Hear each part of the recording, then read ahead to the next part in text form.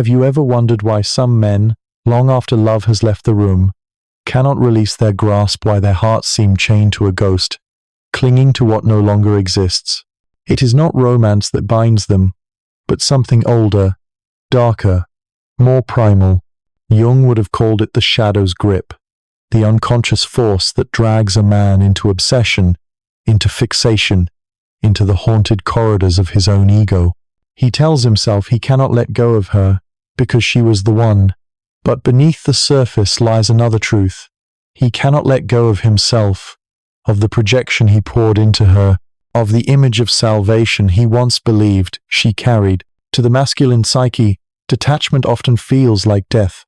When he loves, he does not simply admire, he claims, not always with violence, but with invisible threads woven from desire, expectation, and pride. These threads, fragile yet unbreakable, form a tapestry of possession. A man believes he is fighting for her, but in truth he is fighting for the fragments of himself she reflects back to him. Every glance, every word, every silence became a mirror, and when she withdraws, the mirror shatters. He is not mourning her absence, he is mourning the loss of his reflection. This is why his voice lingers in your inbox months later, why his presence shadows you long after you have moved on. It is not that you were unforgettable, it is that forgetting you would force him to confront the abyss within himself. The Stoics warned of this emptiness. Seneca wrote that the man who relies on externals for his peace of mind will always be enslaved. Marcus Aurelius insisted that the universe takes back what it gives, and wisdom lies in consent, not resistance. Yet many men resist. They resist the natural tide of impermanence, and in doing so, they drown. A woman, sensing this hunger, often confuses it with devotion. She mistakes his inability to let go for proof of depth, of loyalty, of eternal flame. But devotion without freedom is bondage. What burns so brightly in him is not love, but the fear of insignificance, the terror of confronting his own inadequacy without her presence to mask it. When Jung spoke of the anima, he meant the inner feminine each man must integrate to become whole. But if he denies her, he projects her onto flesh and blood women, turning them into deities and demons. When you walked away, you did not simply reject him, you tore the veil from his illusion, and he cannot forgive you for showing him the truth. Perhaps you have felt it. The texts that come not from love but from compulsion, the sudden apologies followed by accusations, the alternating warmth and coldness that leave you disoriented. It feels as though he is bound to you by a force larger than will, as though some invisible hand drags him back to your name again and again. This is not romance. This is the forbidden psychology of the man who cannot let go. He is not speaking to you, he is speaking to his shadow. And you, unknowingly, became its voice. The irony is sharp. The more he clings, the more he drives you away. The more he obsesses, the more he becomes enslaved by the very thing he seeks to control. In his refusal to release you, he betrays his deepest weakness. Jung taught that what a man resists not only persists, it dominates him. So long as he resists letting you go, he is ruled by the archetype of the abandoned lover, chained to his own suffering. He tells himself that winning you back would heal him, yet even if you returned, the wound would remain, because the wound was never you, it was always him. And you, hearing this, may wonder what role you play in such dynamics. You may wonder if you are cruel for withdrawing, or selfish for refusing to mend what is broken. But hear this. You are not responsible for the shadows he refuses to face. You did not create the emptiness in him. You only revealed it. His refusal to let go is not proof of your power. It is proof of his disconnection from his own soul. So when you see a man unable to move on, understand that you are witnessing the battle of his ego with his unconscious. You are watching the collapse of an illusion he mistook for love.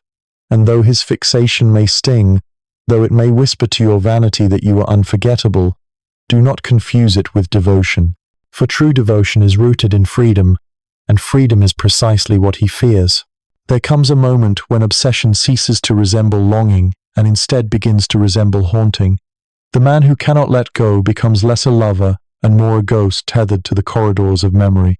He circles the same doorways of the past, replaying old conversations, reimagining moments where he believes he might have said something different, done something better, held you tighter. But this endless rehearsal is not about you. It is about his refusal to accept that endings are not failures, but transformations. To Jung, this is the eternal conflict between ego and self. The ego clings to continuity, desperate to maintain its story of who he is with you at the center of the narrative. The self, however, demands individuation, growth beyond projections, beyond the illusions of control. The man who cannot let go has not yet surrendered to this larger process. He confuses attachment with identity. Without you, his story feels hollow, his image fractured, his sense of purpose diminished, and so he binds himself as though you were the last anchor preventing him from drifting into meaninglessness. This is the forbidden truth. What he fears most is not losing you, but losing himself. A woman in his life often becomes the vessel that carries his anima, his inner feminine, the half of his soul he has yet to integrate. When you leave, the vessel is gone, and he is confronted with a task he does not wish to face, the task of meeting her within himself. That is why his grief is not a clean wound, but a festering one. He is not simply mourning a relationship. He is mourning the death of a fantasy where you bore the burden of his completeness. Have you noticed how some men, even after the passage of years, continue to speak of an old love as if it were yesterday? How their voices catch when her name is mentioned, how their eyes darken with a quiet fury or soften with an unhealed tenderness. This is not romance, it is paralysis. They have not digested the experience into wisdom. They have not metabolized the pain into growth. Instead, they clutch it like a relic, proof that once upon a time they touched something divine. Yet in truth, what they touched was their own shadow, disguised as love. The Stoics remind us, everything borrowed must be returned. Epictetus spoke of kissing your child at night while whispering to yourself, tomorrow, you may not have them. It was not cruelty but clarity, the recognition that all things are temporary, and peace comes from gratitude, not possession. The man who cannot let go has not learned this discipline. He worships permanence in a world built upon change. He wants love to be a monument carved in stone, untouched by time, but love is closer to water flowing, shifting, refusing to be held. And what of you? When he lingers in your orbit, when his words arrive uninvited, when his presence feels like a shadow at your back, you may feel both burdened and strangely exalted. To be unforgettable feeds the ego. Yet deep down, you know this is not a tribute to your worth, but a testament to his wound. You are not the goddess he imagines. You are the mirror in which his incompleteness reveals itself. To let yourself believe otherwise is to drink poison disguised as nectar. The forbidden psychology of men who cannot release lies here. They do not love women as they are. They love women as symbols, symbols of salvation, of identity, of wholeness they cannot summon from within. And when the symbol withdraws, they chase it not because they value her humanity, but because they cannot endure their own emptiness. This is not a sin of malice, but a blindness of the soul. Jung wrote that, until you make the unconscious conscious, it will direct your life, and you will call it fate. The man who cannot let go is not cursed by love. He is ruled by fate disguised as longing. If you are listening to this and recognize his pattern in someone from your past, or perhaps even in the man beside you, now do not mistake obsession for devotion. Do not let his fixation be the proof you seek for your own worth. For the woman who builds her self-esteem on the hunger of men risks chaining herself to their wounds. The deeper path lies not in feeding his shadow, nor in saving him from it, but in standing apart, knowing that his journey is his to undertake. When a man cannot let go, he becomes an alchemist of his own torment. He takes silence and spins it into stories, turns absence into presence, weaves fantasies from scraps of memory. Each unanswered message becomes a riddle, each imagined glance a prophecy. This is not because the woman herself has left behind some unerasable mark of divinity. It is because his psyche refuses to unclench its grip on the image he projected upon her. He is trapped in the labyrinth of his own making, a minotaur pacing the same circular path, roaring against walls that are not hers but his. Jung spoke of projection as the mind's way of unloading what it cannot face within itself. For the man who cannot release, the woman becomes both his muse and his tormentor, a canvas painted with the colors of his unhealed wounds. She carries his hopes, his fears, his inadequacies, until her very existence is less about her and more about the fragments of him she holds. When she withdraws, it feels like theft, yet what is stolen was never hers to begin with. It was always his, scattered across the floor of his unconscious. Have you ever felt the pull of someone who refuses to fade? It is as though their energy lingers in every room you enter, as though their thoughts chase you in whispers you never invited. This persistence can seduce you into believing it is love of the highest order, devotion of mythic scale. But listen closely. True love breathes. True love releases. True love honors freedom. Obsession suffocates. It is a hand that will not unclench, a prayer that cannot stop repeating itself, a chain that rattles every time you move away. The Stoics would remind him of the futility of this grasping.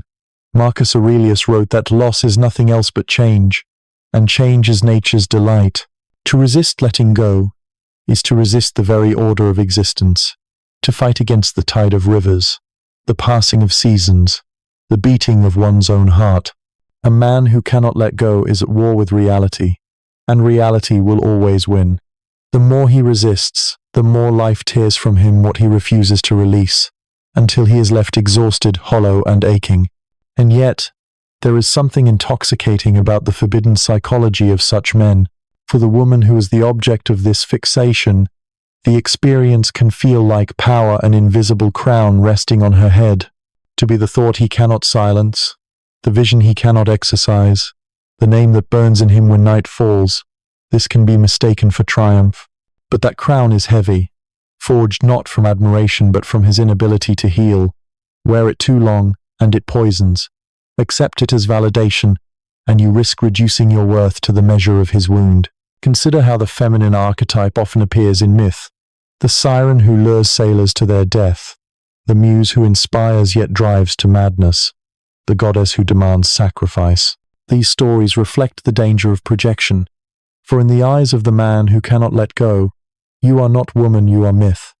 He does not see your imperfections, your humanity, your freedom to choose.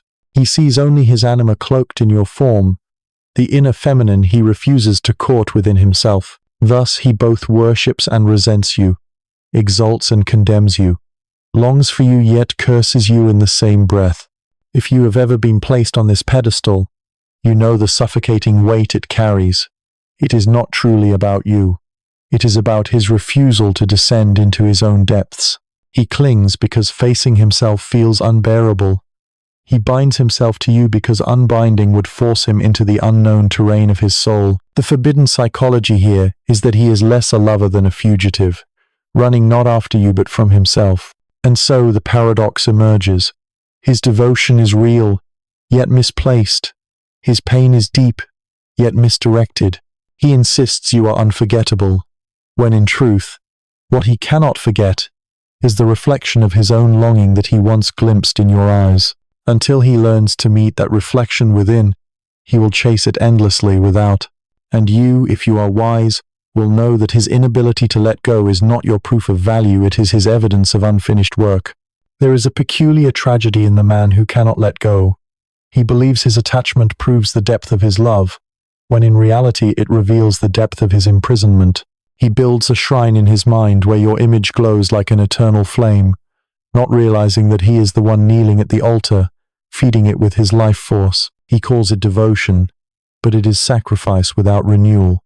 He offers himself to memory, day after day, and wonders why the future tastes of ash. Jung might say he has mistaken eros for possession. True eros unites, flows, expands. Possession clutches, withers, collapses in on itself. The man who cannot let go often carries unhealed wounds from long before he met her abandonment in childhood, rejection in formative years, a lifelong hunger for validation that never found nourishment. When she entered his life, she became the vessel into which all those unmet needs were poured. She was not simply lover or partner. She became mother, healer, savior.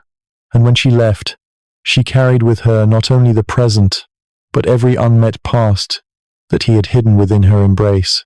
This is why he rages, why he pleads, why he stalks the memory of her with such intensity. It is not simply about losing a woman, it is about losing the illusion that someone else could finally fill the void he has long denied. To let go would mean facing that void directly, and many men fear that more than death itself. You may wonder why he alternates between tenderness and cruelty, between confessions of eternal love and accusations sharp as knives. It is because his psyche is divided. One part of him still worships the image he projected onto you. Another resents you for failing to be its keeper. You were never meant to bear such a burden, yet in his eyes you betrayed him by refusing to carry it longer. This split, Jung would call it the battle between anima idealization and shadow rejection. You are angel and demon, saint and destroyer, beloved and curse all at once. And he is trapped in the whirlpool of his own projections. The Stoics offer clarity here. Epictetus warned against placing one's happiness in what cannot be controlled. To tether joy to another person is to live in chains. Freedom comes when you love without demand, when you honor what is given and release what is taken. The man who cannot let go violates this principle. He demands permanence from impermanence, eternity from what is mortal, and so his suffering is not a punishment, but the natural consequence of his refusal to accept the laws of existence. For the woman, this entanglement can feel like a strange form of flattery. His words echo, "No one will ever love you like I do." At first it may feel intoxicating, even vindicating, but pause and examine. Is this love, or is this a chain wrapped in velvet? To be unforgettable in such a way is not to be cherished, but to be imprisoned in his psyche, reduced to an idol of his unfinished journey. It is not devotion to you, but devotion to the image of himself that he once found in your reflection. And this is where the forbidden truth cuts deepest. His inability to release is not about you at all. It is about his confrontation with his own soul. You are the stage upon which his unconscious plays its drama. But the script was written long before you arrived. You did not cause his wounds, nor can you heal them. If you try, you risk losing yourself in the labyrinth he refuses to escape. Think of Persephone, pulled into the underworld against her will. The man who cannot let go plays the role of Hades, clutching what he cannot release, mistaking possession for union. But unlike myth, you do not owe him seasons of return. Your task is not to descend with him into shadow, but to ascend into your own light. For it is not your duty to inhabit the prison he built. It is his duty to tear down its walls. And so, if you feel the weight of his fixation, if you sense the shadow of his obsession pressing against your freedom, remember this: obsession is not proof of love, and fixation is not proof of worth. His inability to let go is his own refusal to grow. You are not the cause of his suffering, you are the mirror that revealed it. What ultimately emerges in the man who cannot let go is not passion but pathology. He walks through his days like a prisoner carrying invisible chains, bound not by her presence but by her absence. His thoughts orbit a sun that has already set, and yet he insists on burning himself in its afterglow. The forbidden psychology here is that his obsession is less about her than about his own inability to undergo death and rebirth, the symbolic death of letting an illusion dissolve, the rebirth of stepping into the unknown self that waits beyond loss. Jung described individuation as the journey into wholeness, but to walk that path, one must allow fragments to fall away.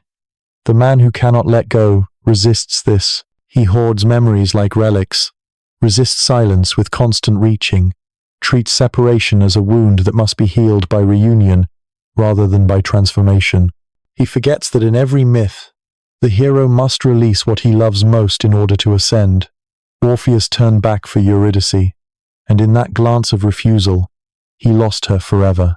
The man who clings repeats Orpheus's error, daily turning back, again and again, only to lose himself. Have you ever felt the cold weight of being someone's obsession? It does not feel like love, it feels like captivity. The eyes that follow too long, the words that arrive too often, the silences that demand explanations you never owed. At first it may seem romantic, a devotion that defies time. But soon you recognize the truth. You are not being loved. You are being used as a vessel to hold a man's unfinished pain. His love is not an embrace. It is a tether. His attention is not a gift. It is a plea to rescue him from himself. The Stoics knew this well. Seneca warned against those who bind themselves to grief, as if it were virtue, who refuse to release loss because they fear emptiness. To let go, he wrote, is not to dishonor the past, but to honor the present. Marcus Aurelius whispered to himself each dawn that all things are borrowed, and that wisdom lies in returning them without protest. Yet the man who cannot let go rages against this natural law. He tells himself he is fighting for love, but in truth, he is fighting against life itself. For the woman entangled in his fixation, the danger is subtle yet profound. If you confuse his inability to release you with evidence of your irreplaceability, you risk binding your self-worth to his wound. You begin to measure your value not by your own soul's radiance, but by the shadows he casts upon you. This is how women lose themselves not to love, but to the illusion of power over a man who is, in truth, powerless before his own unconscious. The forbidden psychology whispers another truth. A man who cannot let go is not loving you, he is avoiding himself. His obsession is a shield against the mirror of solitude. His longing is a drug that numbs the terror of facing his own inner emptiness. He clings because letting go would force him into initiation, into the dark night of the soul where he must meet the anima within and reconcile with the wounds he has long denied. Few men choose this path willingly, for it demands surrender, humility, and the courage to confront shadows without projecting them onto another. And you, standing on the other side of this dynamic, must understand your own role. You are not the savior who will deliver him from his prison. You are not the mother who must absorb his hunger. You are not the goddess who must bless him with completion. You are a woman whose worth exists beyond his capacity to hold or release. To accept his fixation as proof of your power is to drink from a poisoned chalice. The power you seek does not come from being unforgettable in a man's wounded psyche. It comes from being unshakable in your own. So, let him haunt, let him circle, let him rage. His inability to release is not your burden. His suffering is the crucible of his own becoming. Whether he emerges whole or remains broken is not yours to decide. Your task is to remain free, to refuse the chains he mistakes for devotion, to walk forward into the life that calls you without glancing back at the shadow trailing behind. The woman who knows her worth doesn't chase, she chooses.